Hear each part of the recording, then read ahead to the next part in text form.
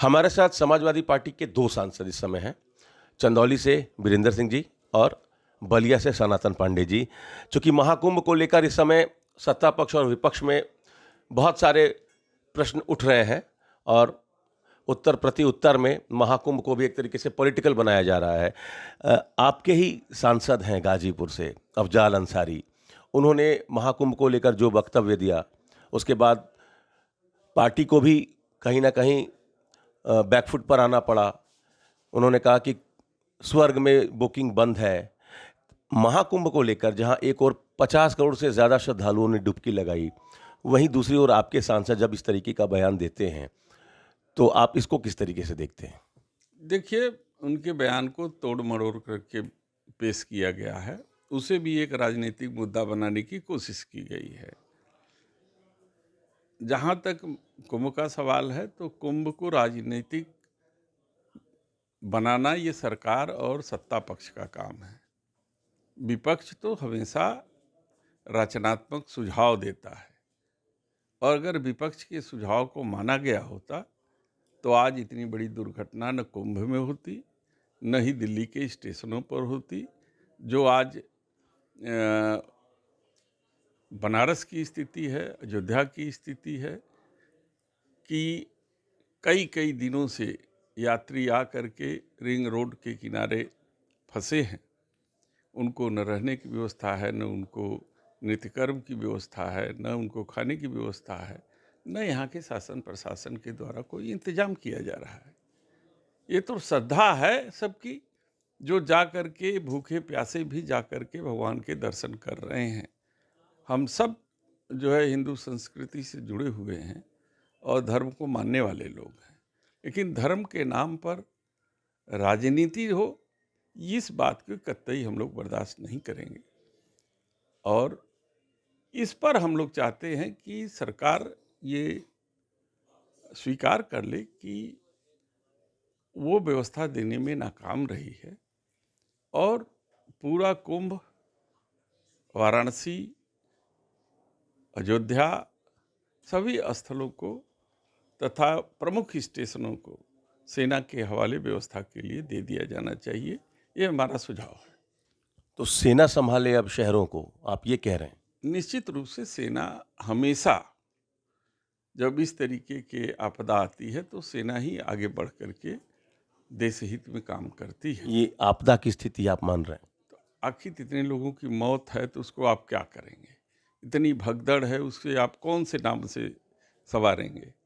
जो स्टेशनों पर जिस तरीके की स्थिति बनी हुई है, न गाड़ी की व्यवस्था है, न आने जाने की व्यवस्था है। आज आप रिंग रोड पे चले जाइए, टेंगरा मोड़ से लेकर के चारों तरफ जो है जीटी रोड जाम है। शादी ब्याह सब लोगों के बारात छूट जा रहे हैं। तो ये इस सब चीज़ों को आप क्या कह सकते हैं? सनातन पांडे जी, आप भी मानते हैं कि ये आपदा की स्थिति है?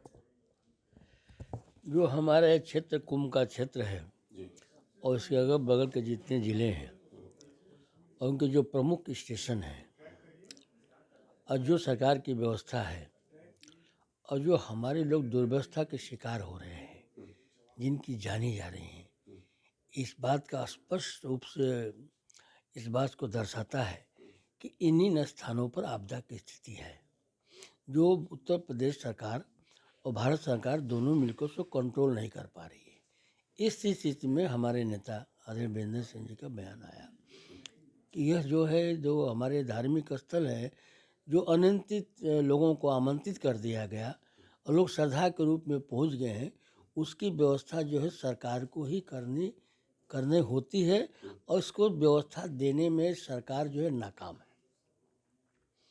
तो हम लोग चाहते हैं कि इन स्थलों को वो हमारे सैनिकों के मिलिट्री के हवाले कर दिया जाए। जब कोई चीज़ हमसे संभलेगी नहीं, तो हम किसी के हवाले करेंगे?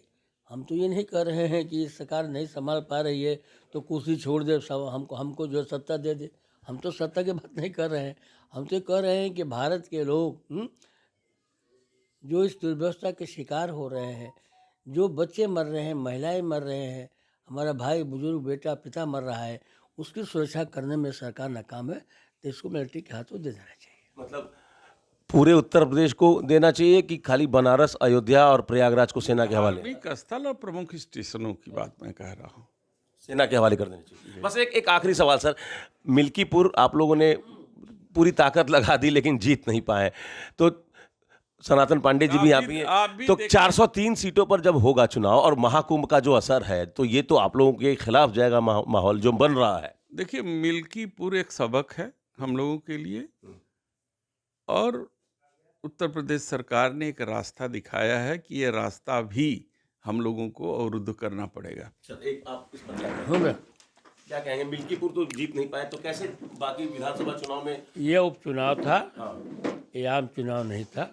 उपचुनाव अक्सर सरकार के हुआ करता है, सरकार के तंत्रों की जीत हुई है, न कि मिल्कीपुर में लोकतंत्र की जीत हुई है। चलिए, तो सिस्टम जीता है, सरकार नहीं जीती है, पार्टी नहीं जीती है।